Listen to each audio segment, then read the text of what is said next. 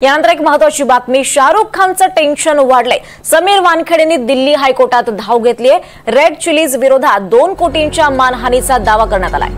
Bats of बॉलिवूडवर बंदी घालण्याची मागणी शाहरुख खान आणि वानखेडेंमध्ये नव्या वादाला आता त्यामुळे तोंड फुटलंय आणि निमित्त ठरलंय तर बॅट्स ऑफ बॉलिवूड या वेब सिरीजचं। समीर वानखेडेंनी या सिरीज विरोधात दिल्ली हायकोर्टात धाव घेतली आहे। 2021 मध्ये ड्रग्ज प्रकरणात शाहरुख खानचा मुलगा आर्यन खानला समीर वानखेडेंनी अटक केली होती आणि तेव्हा ते एनसीबी मुंबईचे झोनल डायरेक्टर होते।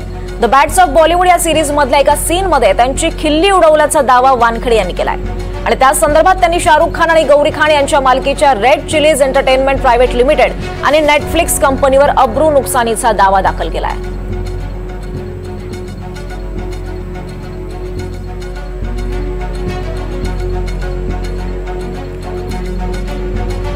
तर या संदर्भात बातचीत करण्यासाठी आपल्यासोबत समीर वानखेडे यांच्या पत्नी क्रांती रेडकर आपल्यासोबत आहे। क्रांतीजी, आपलं स्वागत आहे एनडीटीव्ही मराठीवर। नमस्कार। कारण ताई, नेमकी ही याचिका तुम्ही का दाखल केली आणि याचं मागचं कारण काय? मला असं वाटतं की ही याचिका आणि हे सगळं प्रकरण खूप सबज्युडिस आहे, त्यामुळे ह्याच्यावर जास्त भाष्य करायचं नाहीये। मला फक्त एवढंच म्हणायचंय की आतापर्यंत आपण समीरजींची कारकीर्द बघत आलो आहोत, ती he had a spotless career गेली 17 वर्ष।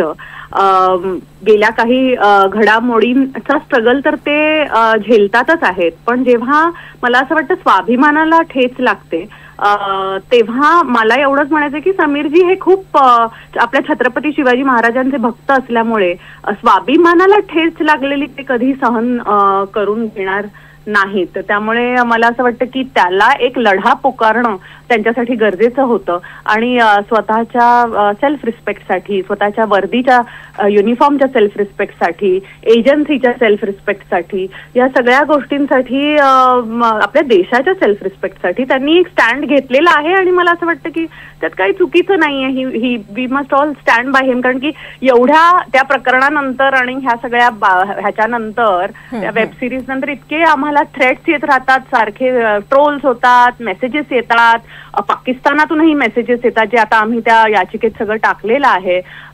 तर कुठेतरी म्हणजे त्याला एक काहीतरी आळा पाहिजे ना, म्हणजे किती एखाद्या माणसाला तुम्ही किती त्रास देणार। सो या, if is taken that stand, I stand by him as a wife. Kranti, series मधल्या कोणत्या दृश्यांवर नेमका तुम्हाला आक्षेप आहे त्याबद्दल आम्हाला काहीतरी सांगा। नाही, मला असं वाटतं ह्याच्याबद्दल आता काय बोलायचं, ते जगजाहीर आहे आणि ते सगळ्यांनी बघितलेलं आहे, त्यामुळे तेच मला वारंवार रिपीट नाही करायचं आहे।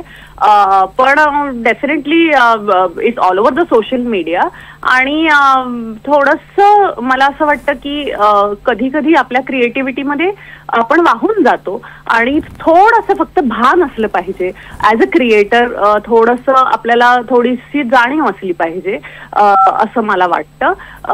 पण ठीक आहे, म्हणजे I wish all the best to all the creators also, आणि त्यांनी एक चांगला कार्यक्रम बनवायचा प्रयत्न केलाय आणि जे ट्रोल्स आहेत त्यांनाही माझ्या शुभेच्छा आहेत। ते त्यांचं काम करत राहतात, आपल्याला आपलं काम करत राहायचंय असं मला वाटतं। I wish everybody all the best. नक्कीच क्रांती, मला आणखी एक महत्त्वाचा प्रश्न विचारायचा तो म्हणजे हा जो संपूर्ण प्रकरण आहे त्यांच्यामुळे तुमच्या वैयक्तिक आणि कौटुंबिक जीवनावर नेमकं कसा परिणाम झालेला आहे? ट्रोल्स कंटिन्युअस ट्रोल्स येत राहतात, पण मला असं वाटतं की जनता जी आहे ना ती मूर्ख नाहीये, सुशिक्षित जनता, ज्यांनी ह्या केसचा अभ्यास केलेला आहे, ज्यांनी ही केस स्टडी केली आहे आणि ज्यांना लॉ काय आहे हे माहिती आहे, ते खंबीरपणे आमच्या बाजूनी नेहमी उभे असतात आणि ते आमची साथ देत असतात, कारण की त्यांनी गेली 17-18 वर्ष समीरना काम करताना बघितलं आहे। जे म्हणजे तुम्ही शार्क फिन केस बघा तर ती बॉलिवूड मधली नव्हती, ते शार्क काय बॉलिवूडचे नव्हते, किंवा त्यांनी जेवढे 1,500 किलो ड्रग्ज पकडला आहे ते काय सगळं बॉलिवूडचं नव्हतं, त्याच्यात सगळे कुख्यात डॉन जे पकडलेले आहेत ते काय सगळे बॉलिवूडचे नव्हते, किंवा तुम्ही जर हे पण बघितलं त्यांची जी टेररिस्ट वाली केस त्यांनी केलेली तो टेररिस्ट काही बॉलिवूडचा नव्हता। त्यामुळे मला असं वाटतं की त्यांना आणि बॉलिवूडना लिंक करणं चुकीचं आहे। त्यांनी जी कारकीर्द गाजवलेली आहे, त्यांना जेवढे डीजी डिस्क मिळाले आहेत, त्यांना जेवढे पुरस्कार मिळाले आहेत, ते न विसरता त्यांच्या कारकिर्दीकडे लक्ष दिलं पाहिजे असं मला वाटतं। सोशल मीडियावर सुद्धा क्रांती बऱ्याच आरोप हे पसरवले जातात, जाणून बुजून ट्रोल केलं जातं. या आरोपांविषयी सोशल मीडियावर स्पेशली जे आरोप पसरवतात त्याबद्दल तुम्हाला काय म्हणायचंय? मला असं वाटतं की मीम पेजेस जे आहेत ना ते खरे तर they are the best PR engine. आणि PR स्ट्रॉंग असला की काहीही नॅरेटिव्ह सेट करता येतं. मला वाटतं की काही म्हणजे तुम्हाला जे सांगायचंय ना ते एक इंस्टाग्राम पोस्ट सोडा आणि पीपल स्टार्ट बिलिव्हिंग दॅट. त्यामुळे स्टोरी नॅरेटिव्ह सोडण्यासाठी त्याचा वापर केला जातो आणि जे खरं आहे ते कॅप्शन मध्ये लिहिलं जातं. कळलं? तर एक समोरची हेडलाईन दणदणीत बनवा आणि मग खाली वाटेल ते एक्सप्लेनेशन द्या. ते खालचं एक्सप्लेनेशन कोणी वाचायला जात नाही. जी हेडलाईन असते त्याच्यावरून एक फॉल्स नॅरेटिव्ह सेट केलं जातं आणि मग लोकांना तेच सत्य वाटू लागतं. नक्कीच. क्रांतीजी, तुम्हाला NDTV मराठीच्या माध्यमातून काही सांगायचंय लोकांना?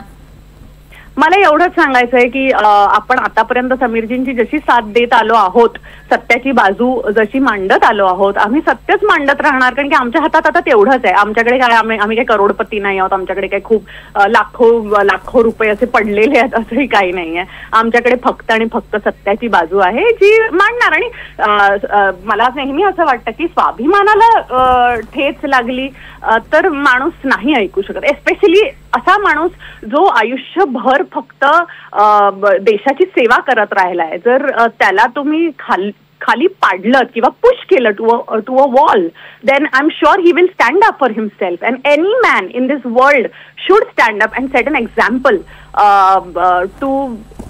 to everyone who's trying to push them down, you know. So Sameer is trying to do that. And as a wife, I will stand with him, no. नक्कीच. क्रांती, तू सुद्धा एक अभिनेत्री आहेस आणि खरं तर ज्यांच्या थ्रू हा आरोप झालेला आहे तुम्ही केलाय ते सुद्धा या इंडस्ट्रीमधले, सेम इंडस्ट्रीमधले. यानंतर तुम्हाला काही काम मिळवताना किंवा या इंडस्ट्रीमध्ये काम करताना काही वेगळ्या त्रासाला सामोरं जावं लागलं किंवा काम मिळत नाही असं काही परिस्थिती निर्माण होते का? हो, because everybody is little bit buried नाही म्हणता येणार, but they are varied, they are cautious, थोडे केअरफुल असतात जेव्हा माझं नाव घेतं. आणि एकदम जेन्युइनली सांगायचं तर नाही माझ्या नावाचा विचार केला जात किंवा, पण त्याच्याबद्दल मला काही खंत म्हणजे नाही. ऍज अ क्रिएटिव्ह पर्सन मला नेहमी असं वाटतं की तुम्हाला पुन्हा एकदा स्टँड घ्यायला कठीण जाणार आहे आणि ते कुठे ना कुठेतरी कुठली तरी तुम्हाला एक लढाई लढताना कुठेतरी काहीतरी व्हावं लागतं. आणि मला असं वाटतं की मराठी इंडस्ट्रीचा जो सपोर्ट आहे मला तो कायम तसाच राहणार आहे. पण निश्चित हिंदीमध्ये जर मी कुठेतरी फुटिंग घालायचा स्टँड करायचा प्रयत्न केला तर ते माझ्यासाठी कठीणच जाणार आहे. Unless and until they are independent actors or independent film producers, but otherwise I don't think they will want to work with me ever, but I have nothing against them. म्हणजे एक ते लोक त्यांची बाजू मांडून आहेत, मी माझी बाजू मांडून आहे. आणि once again I would like to say I wish them all the best. I have no hard feelings for anybody. Let them be happy in their world. I am happy and I wish them the best. क्रांती, एखादा अनुभव share कराल का तुम्ही की नेमकं कशा पद्धतीने तुम्ही ही सगळी परिस्थिती हँडल करता किंवा काही एखादा ट्रोल होत आहे, एखादा अनुभव शेअर कराल?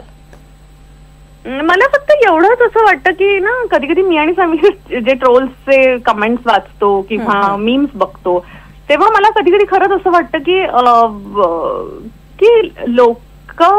लोकांची मेमरी किंवा जे आत्ता प्रेझेंट आहे ना तेवढंच ती लोक त्याचा विचार करतात. आणि ती लोक त्याच्या आधी काय घडलं होतं, आधी एखाद्या माणसाचा ट्रॅक रेकॉर्ड काय आहे ह्याचा त्यांना विसर पडायला लागतो. सो मला फक्त एवढीच रिक्वेस्ट आहे, अनुभव सांगण्यापेक्षा मला एवढं सांगावं वाटतं की जे पण हे ट्रोल्स आहेत त्यांना मला एवढं सांगायचं, थोडासा अभ्यास करा की समीर वानखेडे ह्यांचं करिअर ग्राफ काय राहिलं आहे, थोडासा अभ्यास करा. तुम्हाला त्यांचं कॅरेक्टर काय आहे हे एकदा कळलं की तुमच्यासाठी पुढचे तुमचे जे नोशन्स बनतात ना, आपली एक धारणा बनते विचाराची, ती क्लिअर होऊन जाईल. निश्चितच क्रांती, तुम्ही आम्ही NDTV मराठीशी बातचीत केली आणि त्यातून खरंच एक एवढ्या संकटात सुद्धा एक पॉझिटिव्ह आउटलुक तुमचा दिसलेला या सगळ्या बातचीतमध्ये. माझ्या सोशल मीडियावरून तुम्हाला जाणवतं की मला खूप स्ट्रेस आहे. नक्कीच आम्ही नेहमी हसत राहते, एन्जॉय करते माझं आयुष्य आणि माझ्या मुलांच्या संगोपनात मी व्यवस्थित बिझी असते आणि मला त्यांना चांगले संस्कार द्यायचे आणि मी कधीच नेगेटिव्ह त्यांना काही प्रीच करत नाही कोणाबद्दलच. माझ्या दुश्मनांविषयी पण मी त्यांना कधी नाही सांगणार की हे हा चुकीचा आहे, हा बरोबर आहे. ते विचारतात मला छबिल गोदो, कारण की समोर त्यांच्या घडत असतं सगळं.